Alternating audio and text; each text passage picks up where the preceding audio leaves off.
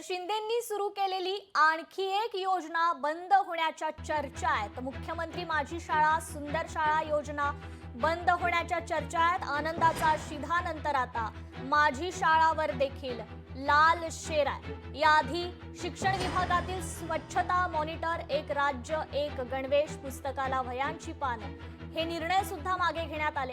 एका शैक्षणिक वर्षात राबवण्यात आलेली ही योजना नोव्हेंबर उजाडला तरी राबवण्यात आलेली नाही। त्यामुळे एकनाथ शिंदे मुख्यमंत्री असताना सुरू करण्यात आलेल्या आनंदाच्या शिधा या योजनेनंतर शिक्षण विभागातील माझी शाळा सुंदर शाळा ही योजना सध्या बंद करण्यात आल्याची माहिती आहे। राज्यातील शाळांचा सर्वांगीण विकास करणं त्यांचं आधुनिकीकरण आणि सौंदर्यीकरण करण्याच्या उद्देशानं मुख्यमंत्री माझी शाळा सुंदर शाळा ही योजना सुरू करण्यात आली होती। तर या योजनेअंतर्गत 2023 शैक्षणिक वर्षात राज्यातील शाळांमध्ये स्पर्धांचंही आयोजन करण्यात आलं होतं, परंतु आता ही योजना सुद्धा बंद झाल्याची चर्चा रंगू लागल्यात।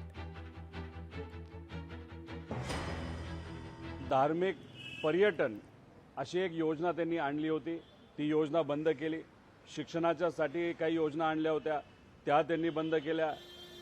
आनंदाचा शिधा ती योजना बंद केली। याला दोन प्रमुख कारणं असतील। एक, फक्त लोकांचा वापर करून हे आता लोकांना विसरलेले आहेत, इलेक्शन संपलं की विषय संपला। नाही तर दुसरे कारण असू शकतं की आता जे मुख्यमंत्री आहेत त्यांना या योजना मुद्दामून नको असाव्यात, कारण या योजना आणत असताना एकनाथ शिंदे साहेबांनी या योजनेसाठी बऱ्यापैकी पाठपुरावा केला होता। ते स्वतः त्या काळामध्ये मुख्यमंत्री होते। मग या योजना अशाच चालू राहिल्या तर एकनाथ शिंदे साहेबांचं नाव अजून मोठं होईल असं कदाचित भाजपच्या काही नेत्यांना वाटत असावं। या दोन प्रमुख कारणांमुळे या सर्व योजना बंद केल्यात। पण आम्हाला एवढंच म्हणायचं आहे की लोकांचा फक्त वापर करून घेतला गेला, मताचा वापर करून घेतला आणि वापर केल्यानंतर हे मात्र लोकांना हे विसरून गेलं।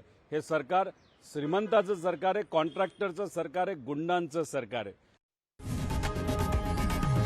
लोकशाही मराठी ऐका, पहा, जागरूक रहा।